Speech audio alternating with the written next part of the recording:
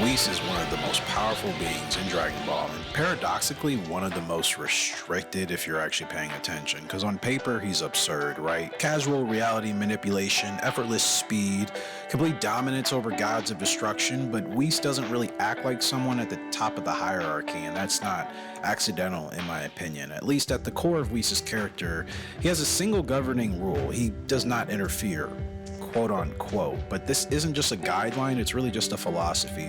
You see, Whis exists as a stabilizer, not as a participant, I think, in Dragon Ball's universe. He observes, he trains, he corrects systems, but not the outcomes. And that hands-off approach is what creates the paradox. Is Whis powerful because he restrains himself, or limited by that restraint instead? That is the question. There are moments where Whis bends this rule, and those moments matter. Of course, rewinding time to stop Earth's destruction during Revival of F, subtle nudges to guide Beerus, indirectly pushing Goku and Vegeta forward without fighting their battles. You have to notice the pattern, and you probably do. Whis never solves the problem directly. He only restores the possibility for the mortals to have to solve it themselves, and that's not weakness, and I think that's actually structural control that he is showcasing and possessing the ability to do as an angel. But it also means that Whis never truly, I guess, evolves, which is a weird thought, because gods of destruction grow through conflict. Saiyans in the series, they grow through failure. Even Zeno learns through observation. We saw that in the Goku Black Zamasu Future Trunks arc, whichever you want to call it. But Whis, by design, he exists outside that cycle and outside that system, so to speak.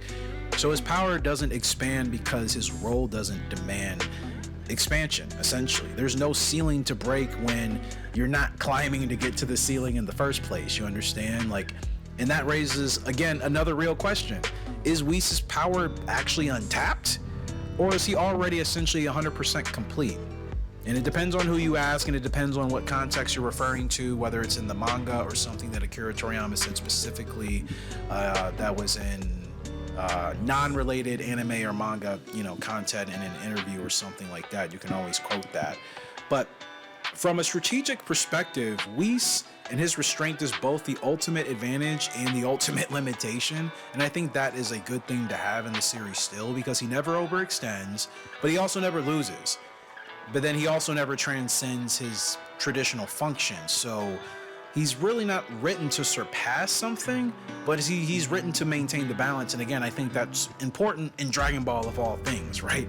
Growth only comes through imbalance. So maybe Whis' greatest strength isn't really his power level per se, but his acceptance of stagnation, even for himself. Something no Saiyan could ever tolerate. You couldn't tell me any Saiyan in the show, male or female, that would be okay with stagnating. Even if you think a character is lazy, they would never tolerate stagnation to such a point that they could not perform their basic functions as a Saiyan warrior. And some may argue, maybe Gohan during Revival of F, when he did that little power up and he went super, but he went Super Saiyan, y'all. The average human, Gohan is putting you in the morgue, you know what I'm saying? Even at that point, at that strength level, as weak as he was, he's still putting you in the morgue, even no matter how much you go to the gym, no matter how strong you are, bro.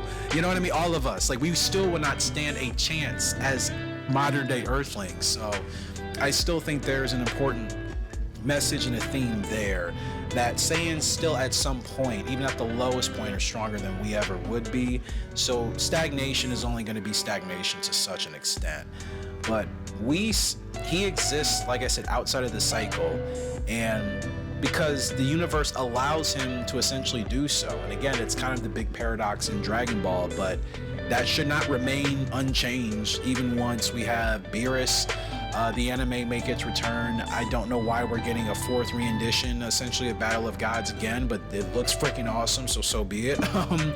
And then obviously Galactic Patrol, we know what's gonna happen in these things, right? We're just seeing it visually animated. There's gonna be some differences here and there, but yeah, I'm excited to see Whis back on the big screen. So you feel free to let me know your thoughts on this comment section below. But I appreciate you guys for love and support.